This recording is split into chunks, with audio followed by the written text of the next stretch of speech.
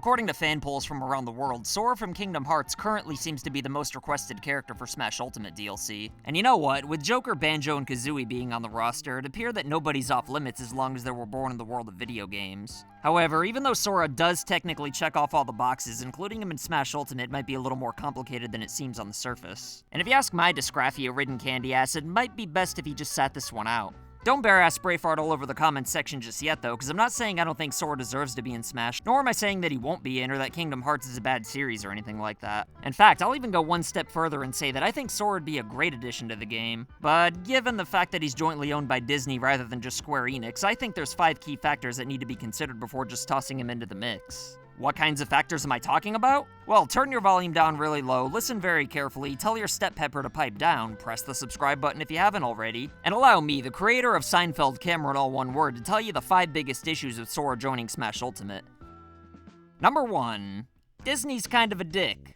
Alright, now when I say dick, I'm not talking about that nice young man Harris Richard Whitley who works at the shoe store. I'm saying that Disney can be flat-out wieners with how they handle business sometimes. I know that every corporation could be even greedier than my neighbor Terry during flu season, and hell, even Nintendo themselves probably rival Disney in terms of shady business practices and the pursuit of profit. But that's actually all the more reason why Nintendo working directly with Disney on something this big would be so complicated. Never mind the fact that they'd also be working with Square Enix, who've been known to be pretty stingy themselves. Although they do already have characters in the game, so I'm sure that wouldn't really be a problem. Still though, there really aren't too many Final Fantasy spirits, and the Dragon Quest soundtrack doesn't have any remixes. JSN bruh, JSN. So imagine dealing with that kind of stinginess on top of whatever Disney's gonna throw at you. I think there's a lot more to it than that as far as Cloud's concerned, but I already made a video about that like 37 years ago.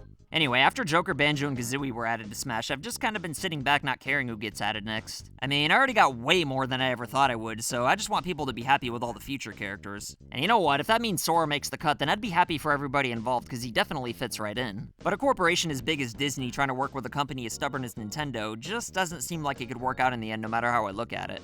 I know that most third parties give Nintendo some kind of guidelines for their characters, like how Sonic can only be blue and stuff like that. But while companies like Sega are probably happy to just be a part of Smash and want to maintain a good relationship with Nintendo, Disney'd probably be a bit more demanding with very specific conditions that need to be met, like Sora not being allowed to attack a child like Ness or wanting Bayonetta to cover up. Which of course brings me to... Number 2. Keeping Sora would be a hassle. I don't have any doubts that Disney'd probably make it pretty easy to get Sora into the game in the first place, but since fans would be disappointed if he leaves, I'm sure they'd have some outrageous demands to bring him back in the future. And I know Sakurai already told us not to expect everybody to return in the next game, but if you ask me, I really think they should at least try to make it possible. What kinds of demands do I think Disney might make? Well, I think their first demand is probably pretty obvious. We want more money. Aside from that, though, they'd probably try to get Nintendo to license other Disney characters while they're at it, which leads me to... Number 3. Most Disney characters didn't originate from video games. With all the crazy and unexpected characters they added to Smash Ultimate thus far, it does kinda seem like there aren't any rules and anything's possible. But one thing every character has in common from Mario to Banjo and Kazooie is that they've all originated from video games. If you think certain Pokemon characters count as anime just because they technically made their public debuts on TV shows and movies meant to promote the video games, then you, kind sir or madam, are out of your mind, and I'm gonna have to politely but firmly ask you stand in this location right here and await further instructions.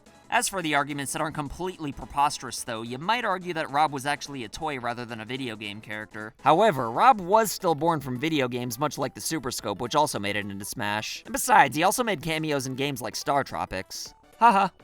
Sure, Dracula might be considered a non-video game character, but it's actually the one from the Castlevania universe, you ding-dongs.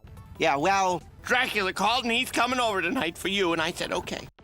It might intentionally look very similar to Bram Stoker's Dracula, but they are in fact separate public domain characters. So if you're really gonna argue that this specific Dracula didn't originate from video games, then I guess we gotta get rid of the Moon, Devil, and Dr. Kawashima too. Alright, I'll admit Dr. Kawashima's kinda pushing it, but still not as much as Disney characters would be. I mean, I know Kingdom Hearts has more original characters than just Sora, but your average person's probably gonna be disappointed if there aren't any Disney characters. I mean, after all, that is kind of the whole point of Kingdom Hearts. The bottom line is that people want Sora to be in Smash because they love Kingdom Hearts, and the reason they love Kingdom Hearts is because of the Disney characters. Yes, fans do genuinely love Sora enough to warrant his inclusion in Smash. But imagine if Pokemon actually did count as an anime instead of a video game. The only character he'd be able to include from that franchise would be like Red or something, and he wouldn't even be able to use any Pokemon. I'm not saying Sora's not more popular than Red without any Pokemon. However, I think it's safe to say that Kingdom Hearts wouldn't have been nearly as successful if Sora was the most popular character the game's had. So if you look at it that way, I think it'd be kind of weird for a franchise's Smash representation to be like the 10th or 20th most popular character, especially if there weren't any references to the main stars. Considering the fact that Sora would be DLC, you might not think it'd hurt too bad to slip in a few of Disney's characters, stages, items, or even songs. But to that I say, number 4. Sora could very well open the floodgates to non-gaming characters.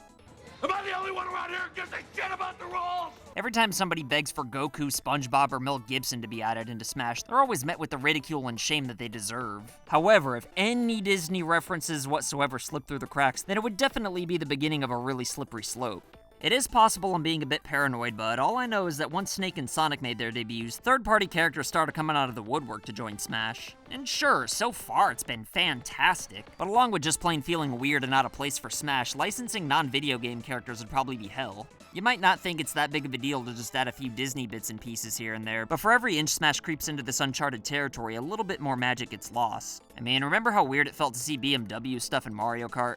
Yeah, let's not dive down that rabbit hole with Smash. Sure, Cloud's in the game without any references to other Final Fantasy VII characters, but even then, Final Fantasy VII without Tifa or Barret isn't nearly the same thing as Kingdom Hearts without Disney. And besides, Cloud's also in Kingdom Hearts, so if you really want Kingdom Hearts to be represented in Smash, then there you go. You might think I'm crazy now, but first it'd start with a few Disney songs, then full-blown characters, then anime characters, then movie characters, then historical figures, then internet memes that didn't originate from video games, and I'm sure the madness wouldn't stop there. And if things ever did get out of hand, then Sora would be the one everyone pointed their fingers at as the cause of the floodgates opening up. However, all of this could easily be prevented if Nintendo draws a firm line and vows never to cross it. But all these potential issues of adding Sora to Smash seem like even more trouble when you consider number 5.